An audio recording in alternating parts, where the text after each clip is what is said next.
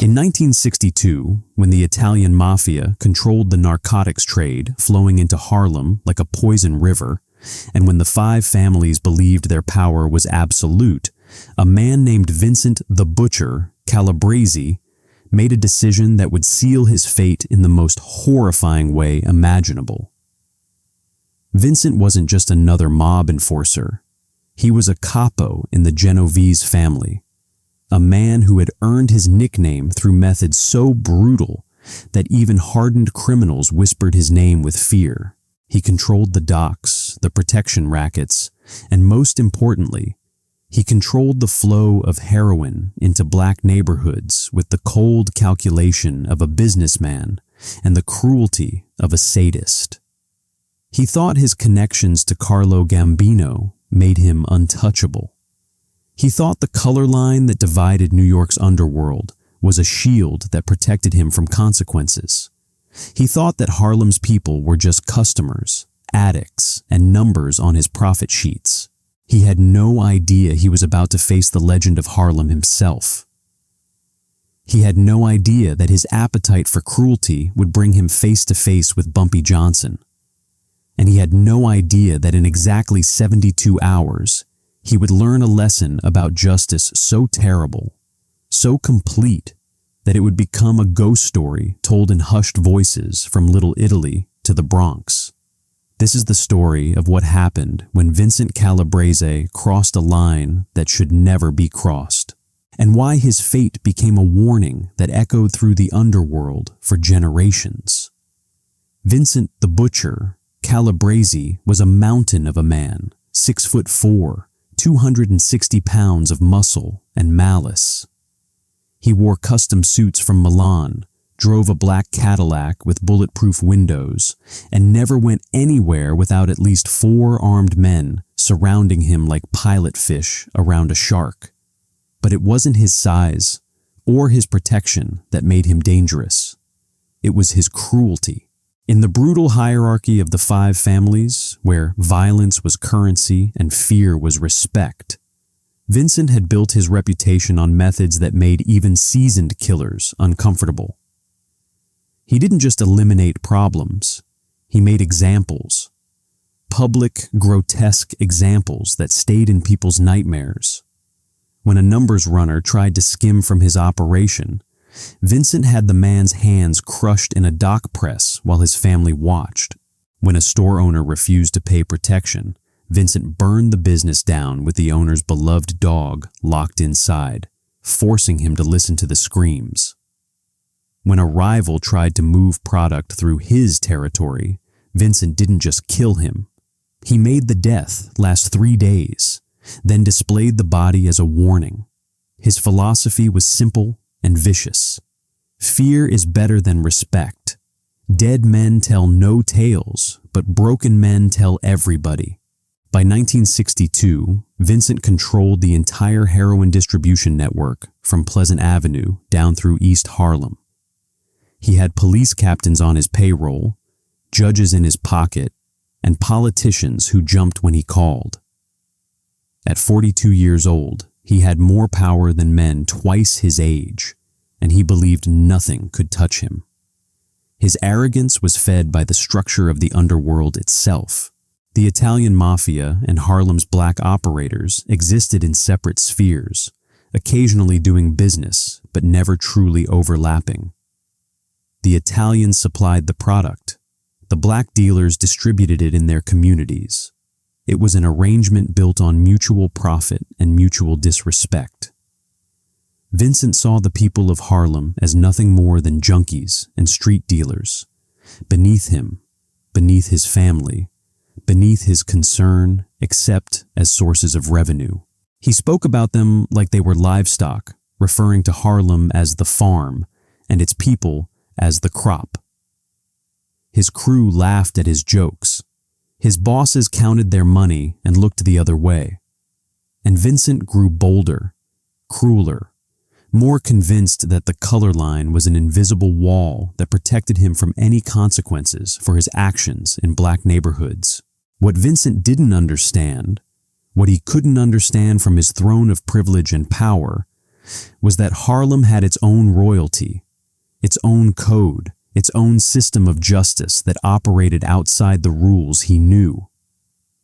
And that system had a king whose word was law, whose intelligence was legendary, and whose patience was matched only by the precision of his revenge. The conflict between Vincent Calabrese and Harlem went deeper than simple business rivalry. It was a war for the soul of a community. By 1962, heroin had become a plague in black neighborhoods. Families were being destroyed. Children were growing up with parents who cared more about their next fix than their next meal. The hospitals were filling with overdoses. The funeral homes were burying young people who should have had decades of life ahead of them. And behind every baggie, every needle, every destroyed life was Vincent Calabrese's operation, flooding the streets with poison because it was profitable. Bumpy Johnson had watched this devastation with growing anger. Unlike the stereotype of the gangster who cared only about money, Bumpy had always seen himself as part of the community. He ran numbers, operated policy banks, and yes, he broke the law, but there were lines he wouldn't cross. Lines that separated him from men like Vincent. Bumpy didn't sell drugs in his own neighborhood. He didn't prey on the weak. He didn't destroy families for profit. In his code, there were rules. You didn't involve civilians, you didn't target children, and you didn't poison your own people. Vincent Calabrese broke all of these rules daily, and he did it with a smirk on his face because he believed that the color line, the Mafia's power structure, and the corruption he'd purchased made him immune to judgment. But there was something else, something personal, that made this more than just a philosophical difference about the drug trade. Theodore Teddy Johnson was Bumpy's younger brother by 8 years. Where Bumpy had grown hard and calculating through years in the underworld, Teddy had remained gentle, optimistic, determined to make it in the straight world. He worked as a music promoter, helping young jazz musicians find gigs, managing small clubs in Harlem, trying to build something legitimate. Bumpy loved his brother with a fierceness that few people knew about. Teddy represented the life Bumpy might have had if circumstances had been different. He represented hope, potential, the possibility that not everyone from their world had to end up on the wrong side of the law. Bumpy protected Teddy carefully, keeping him separate from the street life, making sure everyone knew that his brother was off limits, that he was civilian, that he was sacred ground. But Vincent Calabrese didn't care about sacred ground. He didn't care about codes or boundaries or the lines that even criminals respected.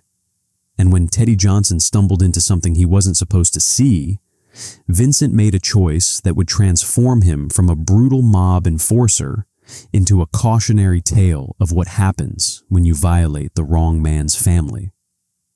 Little did Vincent know that his cruelty would unleash something far darker than anything he'd ever inflicted on his own victims.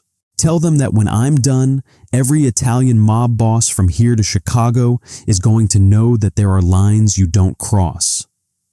Tell them that Vincent Calabrese is going to learn what it means to violate the sacred.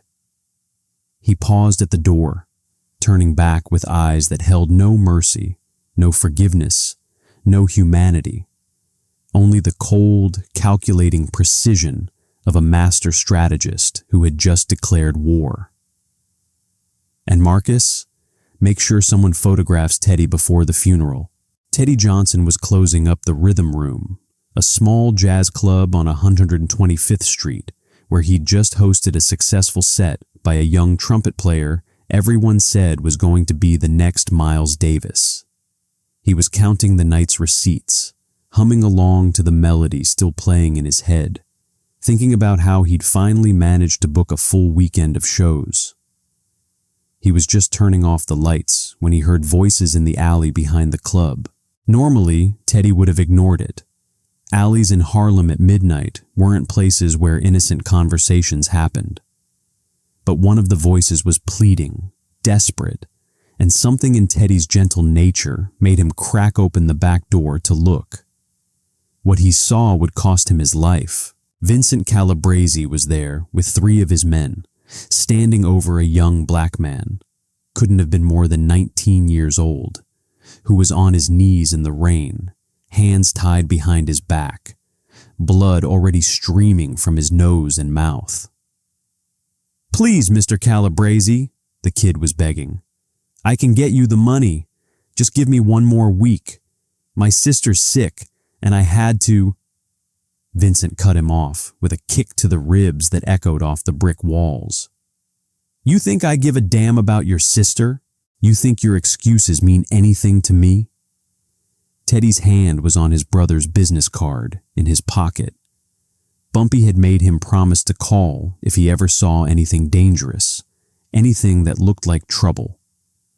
But before he could move, one of Vincent's men grabbed a knife, and Teddy watched in frozen horror as they began to cut the kid, not to kill him, to mark him, to send a message. Teddy gasped, a small sound, barely audible over the rain. But in that moment, Vincent's head snapped toward the door like a predator sensing prey. Their eyes met. Vincent saw everything in that instant. Teddy's expensive but conservative suit, his educated bearing, his obvious horror at what he'd witnessed. And most importantly, Vincent saw that Teddy had recognized him. "Well, well," Vincent said, his voice like gravel rolling down a mountain. "Looks like we got ourselves a witness." Teddy ran. He made it 3 blocks, his dress shoes slipping on the wet pavement, his heart hammering in his chest, the sounds of pursuit growing behind him. He was reaching for the payphone on the corner of Lenox Avenue when Vincent's Cadillac pulled up alongside him. What happened next was never meant to be discovered. Vincent intended to make Teddy disappear completely, another missing person in a city full of them. But Vincent's cruelty overruled his caution. He wanted to make an example.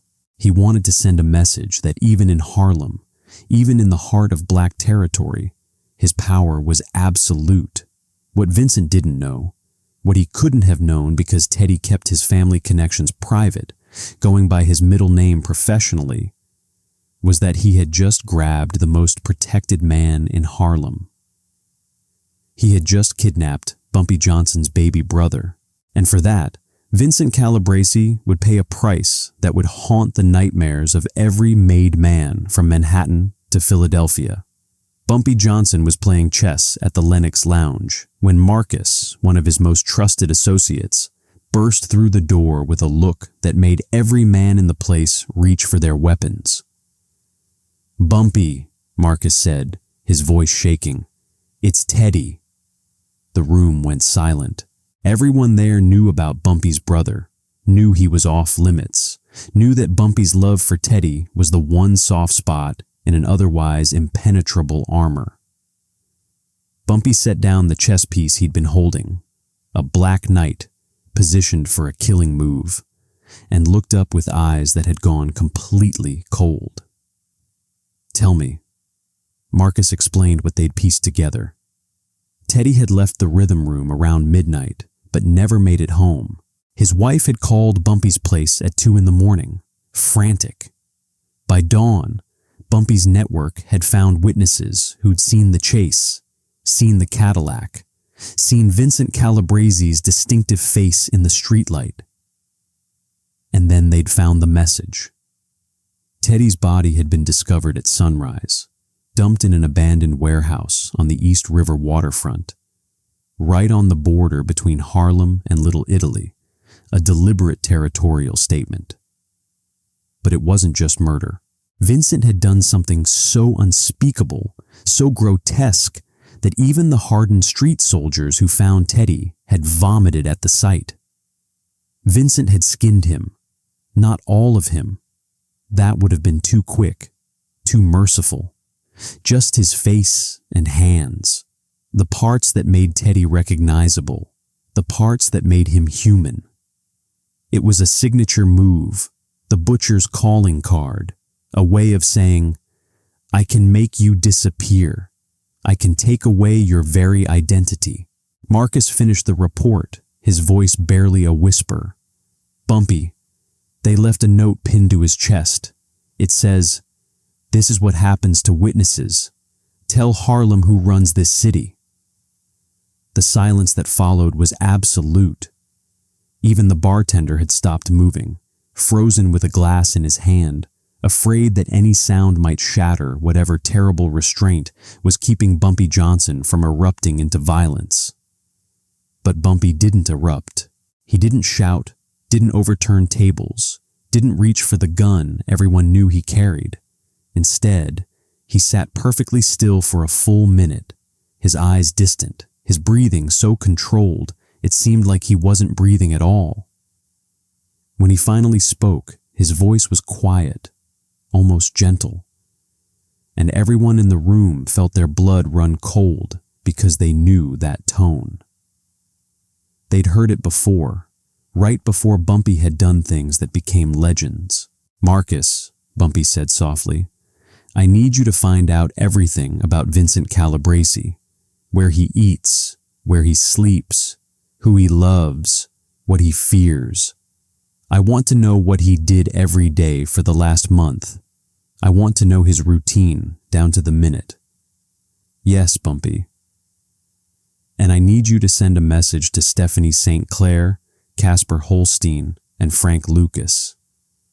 Tell them to clear their people off the streets for the next 72 hours. Nobody operates, nobody makes moves, nobody does anything that might interfere with what's about to happen. What should I tell them is happening? Bumpy stood up slowly, buttoning his suit jacket with the precise movements of a man preparing for an important appointment. Tell them, he said, his voice carrying a weight that made grown men step back, that I'm going to teach the 5 families a lesson about respect. I'm going to need those pictures in exactly 68 hours, every detail, especially his face.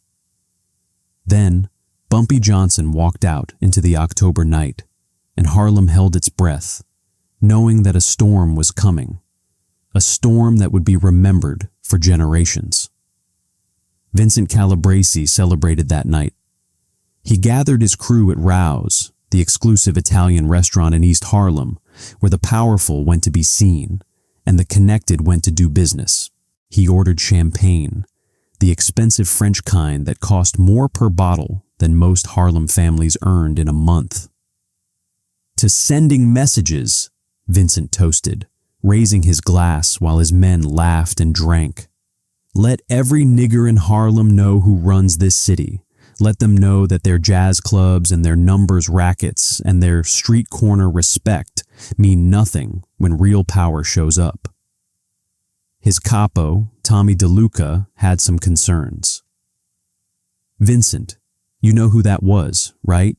Teddy Johnson, Bumpy Johnson's brother. Vincent waved him off with the confidence of a man who'd never truly been challenged.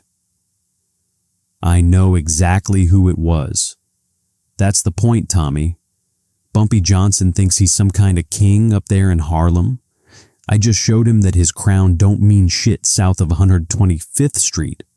What's he gonna do? Come after a made man? Start a war with the Genovese family? He laughed, and his men laughed with him because, from their perspective, it made sense. The Mafia had structure, had power, had connections that went all the way to City Hall and the police commissioner. Bumpy Johnson was just a street boss, talented sure, but ultimately constrained by the color of his skin and the limits of his territory. What Vincent didn't understand, what his privilege and power had blinded him to, was that Bumpy Johnson operated by different rules. He wasn't constrained by Mafia politics or the fear of starting wars. He was a man who'd grown up in a world where the official systems of justice and protection had never applied to him, so he'd built his own. And in Bumpy's system, there was no higher authority to appeal to, no boss of bosses to restrain him, no commission to sanction his actions. There was only the code. Family is sacred. Violations demand consequences. Justice must be balanced to the crime. While Vincent drank and celebrated, Bumpy was making preparations with the methodical precision of a chess grandmaster who had already seen every move to checkmate. He met with Reggie, his best intelligence gatherer, in a small apartment overlooking the East River. Spread across the table were photographs, schedules, notes, everything about Vincent Calabresi's life reduced to data points. "He's got a girlfriend," Reggie said, pointing to a photo of a young blonde woman. "Maria Esposito, lives in a brownstone in the village. Vincent sees her every Thursday night, sends his men away to give them privacy." "Thursday's no good," Bumpy said, his voice still eerily calm. "I need him on familiar ground, somewhere he feels powerful." Saturday nights he goes to the Regency Social Club, his personal territory, always at least a dozen men around him. "Too many witnesses from his own family. I need isolation, but it needs to be somewhere that makes a point." Reggie hesitated, then pulled out another photograph. "Sunday mornings, every Sunday without fail, Vincent goes to Our Lady of Mount Carmel Church on 115th Street. He lights a candle for his mother, sits in the same pew for exactly 30 minutes, then drives to his mother's grave in Queens." Bumpy's eyes gleamed. "The church is too public, but the cemetery? Tell me about the cemetery." "Calvary Cemetery. His mother's buried in a private family section, away from the main paths. He goes alone, won't even let his bodyguards pass the gates. Says it's disrespectful to bring business to where his mother rests." A small smile crossed Bumpy's face. Not a happy smile, but the satisfied expression of a man who'd just found the perfect trap. "Even monsters love their mothers," Bumpy said quietly. "That's his weakness. That's where he's human." He stood up, looking out the window toward the cemetery in Queens, his mind already 3 moves ahead, already seeing how this would play out. "We have 60 hours, Bumpy said. "I need the following things arranged." And as he laid out his plan, Reggie felt a chill run down his spine. Because what Bumpy was describing wasn't just murder, it wasn't just revenge, it was poetry. Dark, terrible, perfectly balanced poetry that would make Vincent Calabresi's own cruelty seem like mercy by comparison. Sunday morning dawned cold and gray, the sky the color of old concrete, the kind of morning where the living envied the dead their peace. Vincent Calabresi woke in his penthouse apartment overlooking Central Park, showered, dressed in his most expensive black suit, the one he saved for church and funerals, and drank his espresso while reading the Sunday paper. The headline was about some peace march in Washington. Vincent snorted. Peaceful protest. These people didn't understand how the world really worked. Power wasn't granted through marches and speeches. Power was taken and held through fear and force. He'd proven that Thursday night, and if Bumpy Johnson had any sense, he'd already be making arrangements to pay tribute, to acknowledge that Vincent Calabresi was untouchable, that the old order of separate spheres was over, and that the Italians now controlled everything. At 9:30, Vincent's driver pulled up to Our Lady of Mount Carmel. Vincent went inside alone. He always did, respecting the sacred space of the church, not wanting to taint it with his bodyguards and their weapons. He lit a candle for his mother, Anna Calabresi, dead now for 5 years. Cancer had taken her slowly, painfully, and Vincent had watched the strongest woman he'd ever known reduced to 90 pounds of suffering.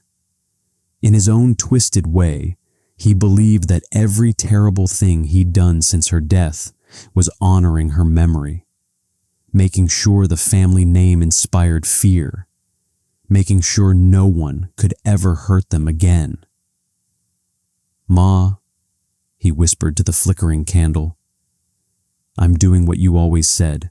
I'm making them respect the name." He sat in his usual pew for exactly 30 minutes, letting the Latin hymns wash over him, feeling cleansed somehow, as if the hour he spent in church could balance the cruelty of the other 167 hours of his week. At 10:15, he left, nodding to Father Romano on his way out, dropping a $100 bill in the collection box. Generous Vincent, devoted Vincent, a good Catholic boy who loved his mother. His driver took him to Calvary Cemetery in Queens, the sprawling city of the dead, where 3 million souls rested under weathered headstones and elaborate mausoleums. The Calabrese family had a private section, surrounded by a low iron fence, well away from the main roads where tourists and casual visitors walked. "Wait here," Vincent told his driver, just like he did every Sunday. "I'll be 20 minutes. He walked alone through the rows of graves, past the Giordanos and the Russos and the Lombardis, all the families that made up the tapestry of Italian-American death. His mother's headstone was made of white marble, imported from Carrara, the same stone Michelangelo had used for the Pietà. Anna Calabrese, 1901-1957. Beloved mother, eternal light. Vincent knelt in the grass, which was still wet with morning dew, and began to speak to her the way he did every week, telling her about his victories, his business, his growing power. "Ma, I showed them this week. I showed them what happens when people disrespect our family. I made an example that they'll remember for..." 50 years later, a voice said from behind him, calm and cold as the grave itself. "People will still whisper about what happened here." Vincent spun around, his hand reaching for the gun in his shoulder holster, but he froze when he saw who was standing 10 feet away. Bumpy Johnson, alone, unarmed, dressed in a simple black suit, looking like he'd just come from church himself. But his eyes held something that made Vincent's blood turn to ice water. "You," Vincent started, his confidence wavering for the first time in years. "You got some nerve coming here. This is sacred ground." "I know about sacred ground," Bumpy said quietly, taking one step closer. "I just buried my brother, the man you skinned like an animal, the man whose only crime was witnessing your cruelty." Vincent's hand tightened on his gun, but something stopped him from drawing it. Maybe it was the location, his mother's grave. Maybe it was the complete calm in Bumpy's voice. Or maybe it was the sudden, terrible realization that he'd made a mistake, that the man standing before him was more dangerous than any made man he'd ever faced. "That was business," Vincent said, trying to reclaim his confidence. He saw something he shouldn't have. "You know how this works." "Business," Bumpy repeated, as if tasting the word. "You skinned my baby brother for business. You took his face, his identity, his humanity, for business." "What are you going to do about it?" Vincent challenged, falling back on bravado. "You going to start a war you can't win? You think the 5 families won't bury you for touching a made man?" Bumpy smiled, a terrible smile that held no humor, only the promise of something darker than Vincent had ever imagined. "Vincent, I'm not going to start a war. I'm going to teach you a lesson about consequences, about justice, about what happens when you violate what's sacred. He took another step closer, and Vincent finally drew his gun, pointing it at Bumpy's chest. "Don't come any closer, You'll what?" Bumpy interrupted, still walking forward with that same terrifying calm. "Shoot me, here, at your mother's grave? Turn this sacred ground into a crime scene? Disrespect the woman you claim to honor by spilling blood on her resting place?" Vincent's hand was shaking now, because Bumpy was right. He couldn't shoot, not here, not at his mother's grave. And somehow, Bumpy had known that, had counted on that, had used Vincent's one remaining shred of humanity against him. "In this life," Bumpy said, now close enough that Vincent could see the controlled fury in his eyes, "you have two choices. You can respect what's sacred, or you can learn what happens when you don't. You chose wrong, Vincent, and now you're going to learn." The last thing Vincent Calabrese saw before the chloroform-soaked cloth covered his face was Bumpy Johnson's eyes, cold and patient as death itself. And the last thought Vincent had before darkness took him was a terrible, desperate realization. He's been planning this every second since Teddy died, and I walked right into it. It was Sunday, October 28th, 1962, at exactly 10:47 a.m. when Vincent Calabrese's eyes opened to a nightmare he couldn't process. He was sitting in a chair, strapped to it. His wrists were bound with surgical precision to the armrests. His ankles were secured to the legs. But he could feel everything, could move his head, could see with perfect, horrible clarity. The room was somewhere underground, judging by the dampness and the complete absence of natural light. A single bulb hung from the ceiling, casting harsh shadows. The walls were brick, old brick, the kind from Prohibition-era warehouses that dotted the waterfront. And standing in front of him, perfectly still, perfectly calm, was Bumpy Johnson. "Welcome back, Vincent," Bumpy said, his voice carrying the same terrible gentleness it had held at the cemetery. "We have exactly 72 hours from the moment you killed my brother. That gives us until Thursday morning. I'm a man who believes in symmetry." Vincent's mouth was dry, his head pounding from the chloroform. He tried to speak, tried to find the arrogance and authority that had carried him through a lifetime of violence. But all that came out was a whisper. "You're a dead man, Johnson. When my family finds out—" "Your family thinks you're at the cemetery," Bumpy interrupted, pulling up a chair and sitting down with the casual ease of a man settling in for a conversation. "Your driver thinks you wanted to spend extra time at your mother's grave, that you sent him away and would call when you were ready. It's not unusual. You've done it before when you needed time to think." He leaned forward, his eyes holding Vincent's with an intensity that made the mob enforcer look away. By the time they realize something's wrong, by the time they start looking, by the time they piece together what happened, our business will be concluded, and you'll be returned to them with a lesson they'll never forget. Vincent felt real fear then, crawling up his spine like ice water.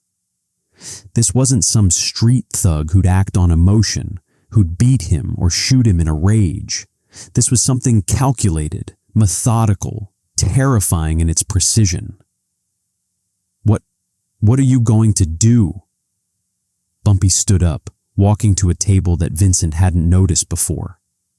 On it were instruments, medical instruments, gleaming in the light, scalpels, forceps, surgical thread, and photographs. Dozens of photographs of a body taken from every angle. Teddy's body. "You took my brother's face," Bumpy said quietly, his back still to Vincent, his hands moving over the instruments with the care of a surgeon preparing for an operation. You took his identity. You took what made him human and turned him into a message, a warning, a piece of meat to prove your power. He turned around, and Vincent saw that he was holding a photograph, a close-up of Teddy's destroyed face, the skin peeled away, the horror of it captured in brutal detail. "So I'm going to take yours," Bumpy said simply.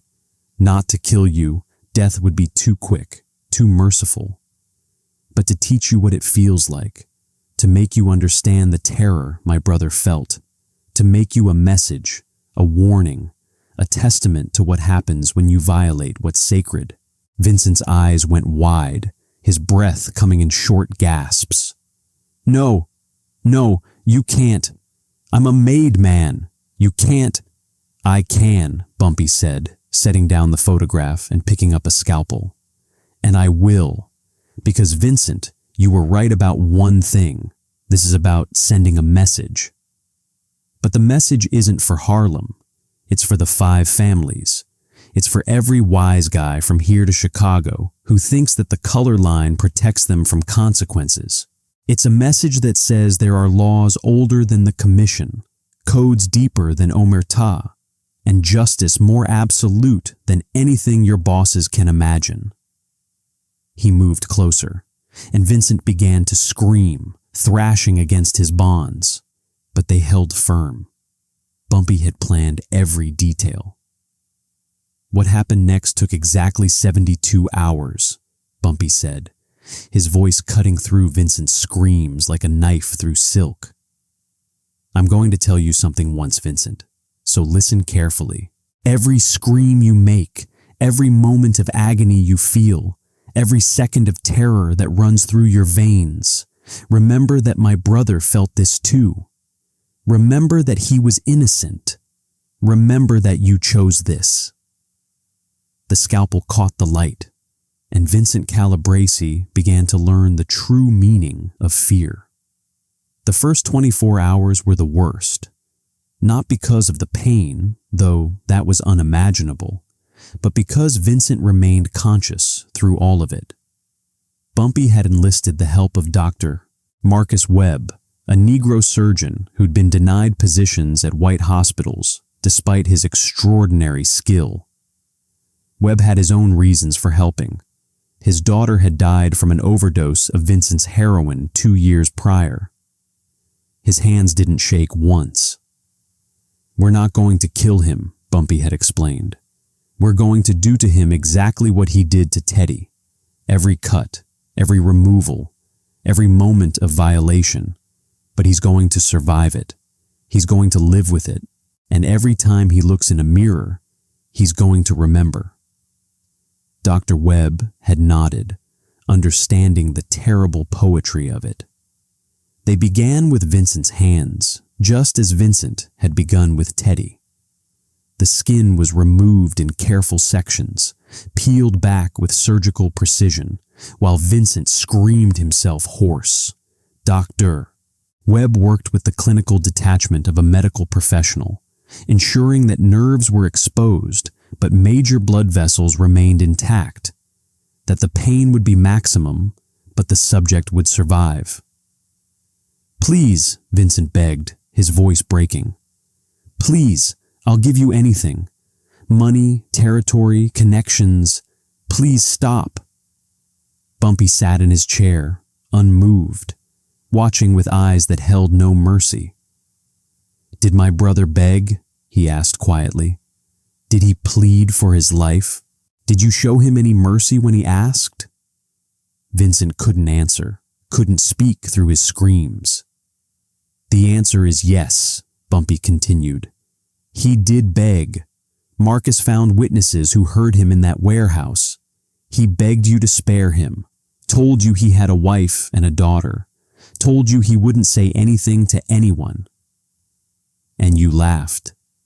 You told him that begging was for dogs, and then you made him suffer for hours before you finally killed him." He leaned forward, his voice dropping to a whisper that somehow carried more weight than any shout. "So no, Vincent, I won't show you the mercy you denied him. I won't give you the quick death you refused him. You're going to feel every single thing he felt, and then you're going to live with it. The second 24 hours were focused on Vincent's face, the centerpiece of Bumpy's terrible revenge. Using Teddy's autopsy photographs as a guide, Dr.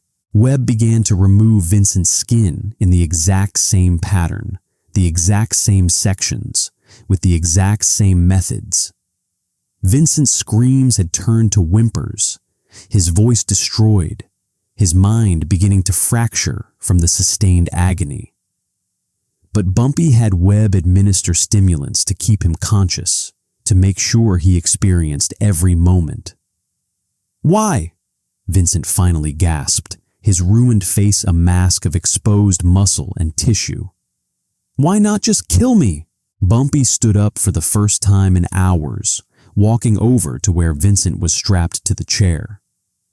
He pulled out a mirror, a small silver hand mirror, and held it up to Vincent's face.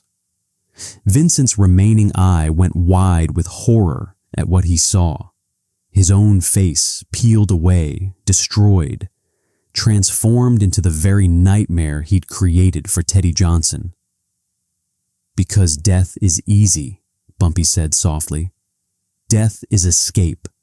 But this you have to live with. Every day for the rest of your life, you're going to wake up and see what you've become.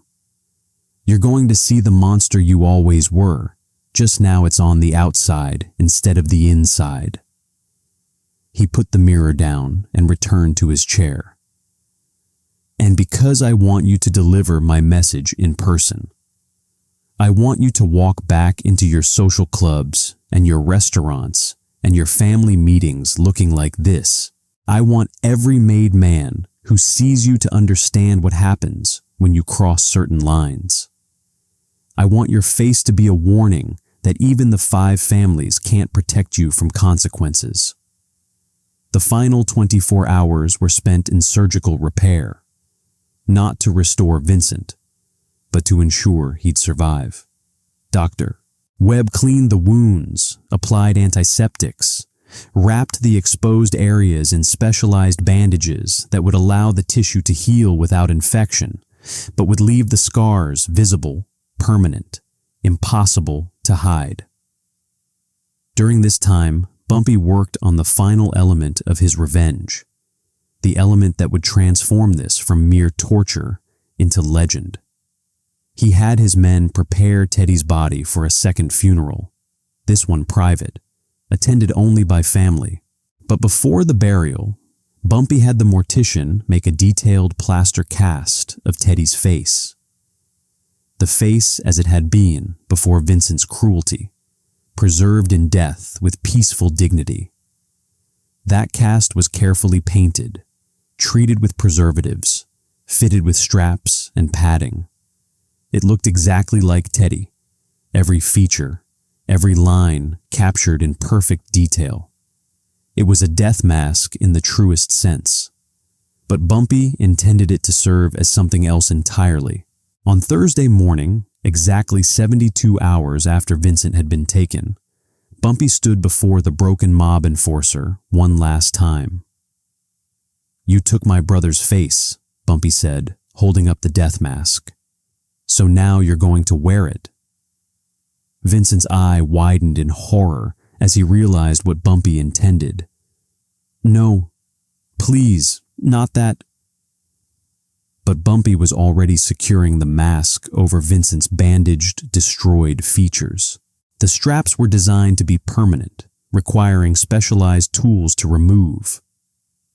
The mask fit perfectly over the wrappings, creating the grotesque illusion that Vincent Calabrese was wearing Teddy Johnson's face like some macabre costume. "This is how they're going to find you," Bumpy said, stepping back to admire his work. "This is how you're going to walk back into your world, wearing the face of the man you destroyed, carrying the mark of your crime for everyone to see." He leaned close, his voice dropping to a whisper that Vincent would hear in his nightmares for the rest of his life. And if you ever remove this mask, if you ever try to hide what you've become, I want you to remember something. I know where your mother is buried. I know where your girlfriend lives. I know where every person you've ever cared about sleeps at night. This mask is your protection, Vincent. As long as you wear it, as long as you carry this reminder of your crime, you live. But if you try to escape it, if you try to forget what you did— He didn't finish the sentence. He didn't need to. Vincent understood perfectly.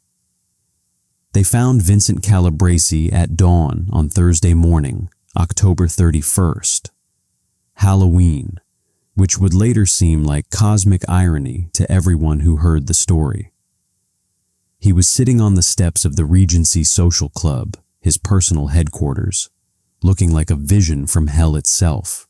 His hands were wrapped in bandages, his body wrapped in a hospital gown, and his face was Teddy Johnson's face, frozen in the peaceful expression of death, strapped over the ruins of his own destroyed features. Tommy DeLuca, Vincent's second in command, was the first to find him. He vomited immediately, then called for help, then vomited again. By mid-morning, every boss in the 5 families knew what had happened. The photos circulated quickly. Someone had been there before the police, capturing images that would become legendary in underworld circles. Vincent Calabrese, the butcher, the man who'd built his reputation on public displays of cruelty, had been returned to his people as a living monument to revenge, wearing his victim's face, carrying the evidence of his crime on his very body. The bosses convened an emergency meeting that afternoon at the Ravenite Social Club. The question on everyone's mind: what do we do about Bumpy Johnson? Carlo Gambino, the most powerful man in the room, looked at the photographs and shook his head. "Nothing," he said quietly. "We do nothing." "Nothing?" Tommy DeLuca protested. "He did this to a maidman. He kidnapped him, tortured him." "He delivered justice," Gambino interrupted, his voice carrying the weight of final judgment. "Vincent Calabrese violated the rules, not our rules, older rules. He killed a man's brother, and worse, he did it with cruelty that exceeded necessity. He made it personal. He made it grotesque." He pushed the photographs across the table. Bumpy Johnson responded in kind, perfect symmetry, perfect justice, and he did it in a way that sends a message we should listen to. Harlem is not our territory to do whatever we want. The color line doesn't give us immunity from consequences. There are powers in this city that don't answer to the commission. "So we just let this go?" another capo asked, incredulous. "We let it go," Gambino confirmed. "And we make sure everyone knows why. Vincent brought this on himself. He crossed a line that should never be crossed. And Bumpy Johnson, he didn't start a war, didn't kill our men, didn't disrupt our business. He took one man, the guilty man, and delivered a punishment that fits the crime. That's not violence. That's justice." He stood up, signaling the meeting was over. "Spread the word. Bumpy Johnson is off limits. Harlem is off limits unless you're doing legitimate business with respect and proper protocol. And if any of our people think they can operate up there with the same cruelty Vincent showed," he gestured to the photographs, "well, now they know what justice looks like." As for Vincent Calabrese himself, he survived, physically at least. The damage to his hands healed enough that he could use them, though the scarring made fine motor control impossible. His face beneath the mask healed into a landscape of scar tissue so severe that even the best plastic surgeons said reconstruction was impossible. He wore Teddy's death mask for 3 months before he finally tried to remove it, tried to hide what he'd become. He got it off for exactly 6 hours before his girlfriend's apartment exploded with her inside. The message was clear: wear the mask or watch everyone you love die. Vincent put the mask back on. He lived for another 11 years, wearing Teddy Johnson's face every single day. He became a ghost in his own organization, avoided by his former associates, whispered about in horrified tones. The social clubs that once welcomed him now found excuses to keep him out. The restaurants where he'd celebrated refused to serve him. Even his own family looked at him with a mixture of pity and revulsion. He drank himself to death in 1973, alone in a studio apartment in Newark, far from the power and prestige he'd once commanded. When they found his body, the mask was still strapped to his face, and according to the coroner's report, the skin beneath had long since fused with the leather straps, making removal impossible without destroying what little remained. They buried him wearing it, wearing Teddy Johnson's peaceful dead face over his own ruined features. The legend of what happened spread throughout the underworld like wildfire. In Chicago, mobsters spoke about it in hushed voices. In Philadelphia, enforcers used it as a cautionary tale for new recruits. In Boston, capos told their men, "You can do business in black neighborhoods, but you treat them with respect, understand? Unless you want to end up like the butcher." Bumpy Johnson never spoke about it publicly. When asked, he would simply say, "Justice was served. That's all that needs to be said." But in Harlem, the story became part of his legend. Proof that Bumpy Johnson protected his own, that there were lines even the Mafia couldn't cross, that the king of Harlem's justice was absolute, precise, and terrifying in its perfection. Dr. Marcus Webb returned to his practice, his daughter's death finally avenged. He never spoke about his involvement, but he slept better than he had in years. And Teddy Johnson was buried with full honors in Woodlawn Cemetery, his face restored by a talented mortician, his dignity returned, his memory preserved. His tombstone read, Theodore Teddy Johnson, 1930-1962. Beloved brother, forever protected. At the funeral, Bumpy stood over the grave and made a promise that everyone present heard and understood. Anyone who harms my family, anyone who violates what's sacred, will learn the same lesson. I am patient, I am precise, and my justice is absolute. 50 years later, old men in Harlem still tell this story to their grandchildren, not as entertainment, but as education. As a reminder that justice exists outside courtrooms and legal systems, in the codes and consequences enforced by those who protect their communities. They tell it to explain why Bumpy Johnson wasn't just a gangster or a criminal, but something more complex, a man who lived by rules that transcended the law, who delivered justice when the official systems failed.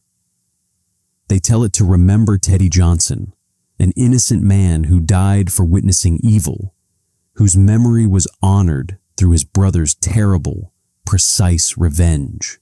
And they tell it as a warning. There are lines that should never be crossed, sacred spaces that should never be violated, and consequences that no amount of power or position can protect you from. Vincent Calabrese learned this lesson too late. He went to his grave wearing another man's face, carrying the mark of his crime, living proof that some debts can only be paid in suffering.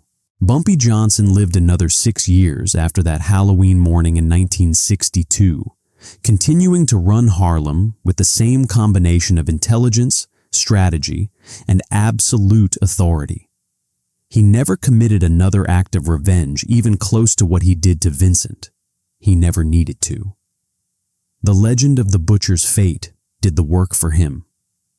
Every mobster, every dealer, every criminal who thought about crossing Bumpy Johnson remembered the story. They remembered the man who wore his victim's face for 11 years. They remembered that Bumpy's justice was patient, precise, and more terrible than anything they could imagine. And they left Harlem alone. If this story hit you, if you felt the weight of Bumpy's justice, let me know in the comments. This is the kind of legend they don't teach in history books. The moments when street justice delivered what the courts never could. Was Bumpy right? Was Vincent's punishment justified, or did it cross a line that should never be crossed? Drop your thoughts below, because here's the truth that makes this story matter. Sometimes the official systems of justice fail. Sometimes the law can't reach the guilty. And in those moments, communities create their own codes, their own consequences, their own ways of protecting what's sacred. Bumpy Johnson understood this. He lived by it. And for 72 hours in October 1962, he became judge, jury, and executioner. Not for revenge, but for justice. Perfect, terrible, unforgettable justice. What would you have done if you were in Bumpy's position? If someone destroyed your family and the law couldn't touch them, would you have shown mercy? Or would you have delivered the same lesson Bumpy did? More legendary stories coming next. The moments that made Bumpy Johnson untouchable. The code that made him a king. The justice that made him a legend. Don't miss it.